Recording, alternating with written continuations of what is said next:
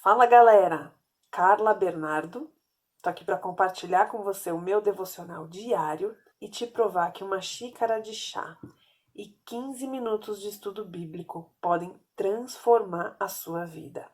Livro de João, capítulo 6, versículos de 16 a 24, Jesus anda sobre as águas. No vídeo anterior, nós vimos que Jesus atravessou o mar da Galileia, uma multidão veio atrás dele para ouvir o que ele tinha para falar.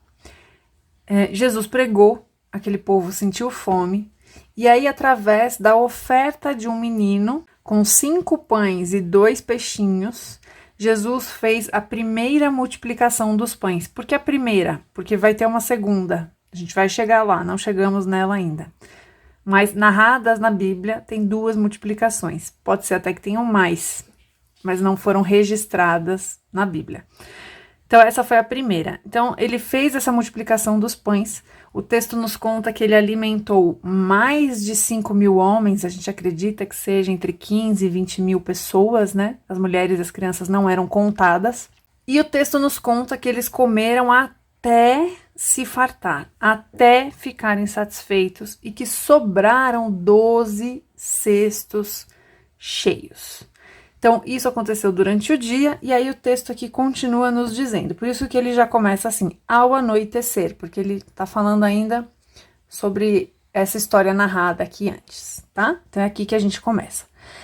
Ao anoitecer, seus discípulos desceram para o mar. Que mar? O mar da Galileia, né? Onde eles estavam. Entraram num barco e começaram a travessia para Cafarnaum. Já estava escuro, né? Ao anoitecer, eles desceram, então quando eles pegam o barco, já estava escuro. E Jesus ainda não tinha ido até onde eles estavam. Ou seja, eles estavam lá no escuro esperando Jesus. Soprava um vento forte. Então imagina aqui você em um mar ao ar livre, né? Esperando Jesus no escuro, e o vento começa a soprar forte. E as águas estavam agitadas. O vento balança as águas, né? Depois de terem remado cerca de 5 ou 6 quilômetros, ou seja, eles já estavam se movendo, viram Jesus aproximando-se do barco, andando sobre o mar, e ficaram aterrorizados. Olha só, Jesus manda eles irem adiante e diz que vai encontrá-los. Agora pensa, deve ter passado pela cabeça deles, mas se a gente vai embora com o barco, como é que Jesus encontra a gente? Né?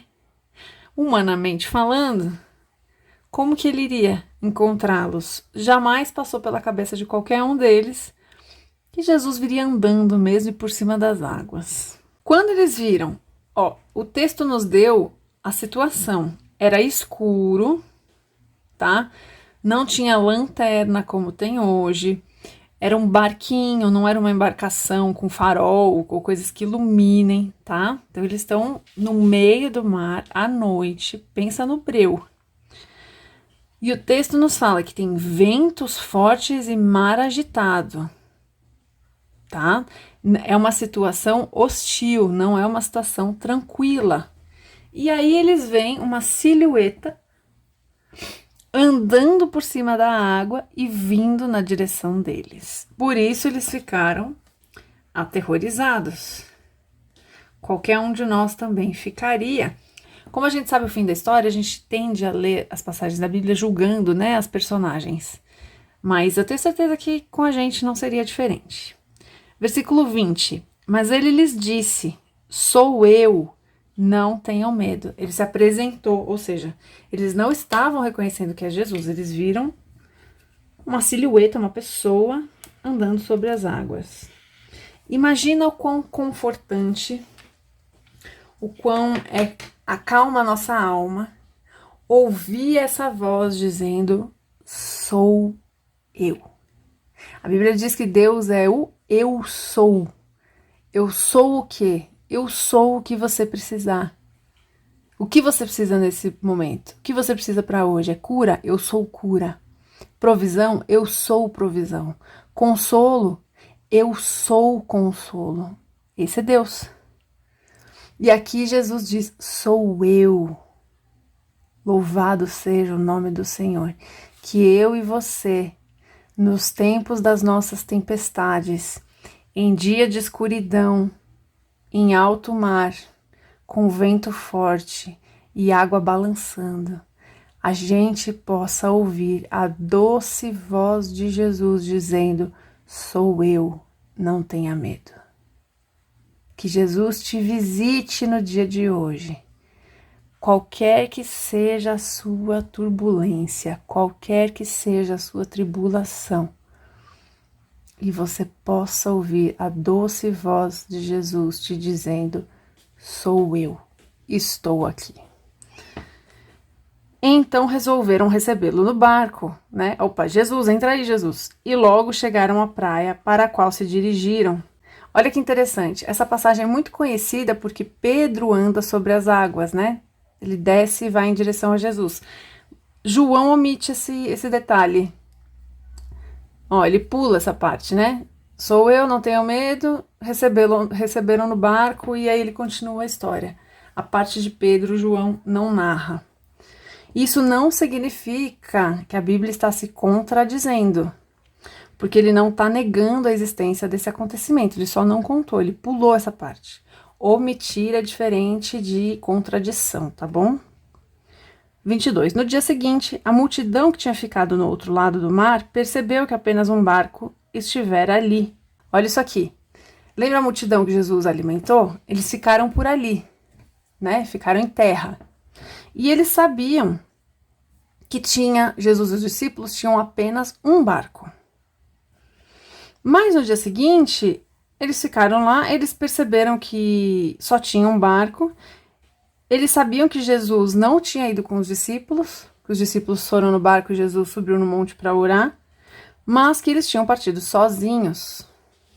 Eles falaram, Jesus ficou aqui, a gente viu, eles foram embora, como que eles estão juntos? Os sinais do milagre. A multidão percebeu o quê? Os sinais do milagre. Eles estavam lá? Não. Eles presenciaram? Não. Para quem foi o milagre? Para os escolhidos, os discípulos selecionados, para aqueles mais chegados.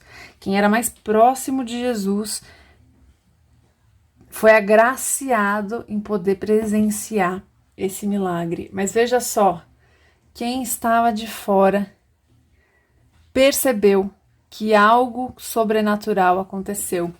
Quem estava de fora percebeu que alguma coisa impossível aconteceu. Se Jesus ficou e eles saíram, como que eles estão juntos? Todo milagre deixa rastros, deixa sinais. Sabe aquela história?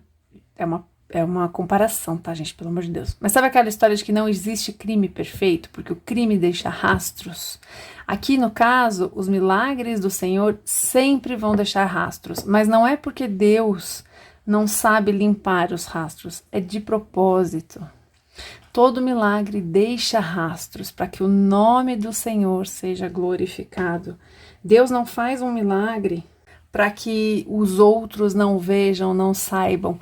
As grandes coisas que o Senhor opera são para honra e glória do nome dele. Devem ser espalhadas, mesmo que ninguém conte. As pessoas vão perceber.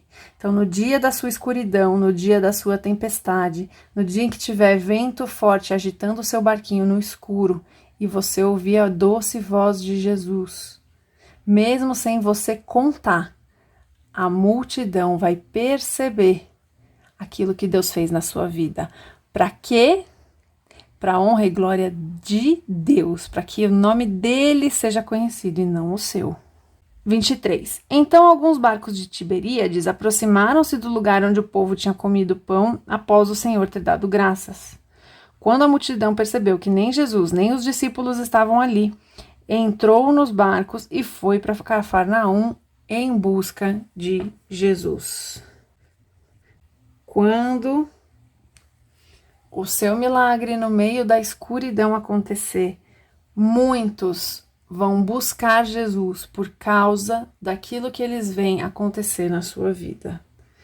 Em nome de Jesus, que você e eu tenhamos sabedoria para ficar firme no dia da tempestade, das trevas e do barco chacoalhando.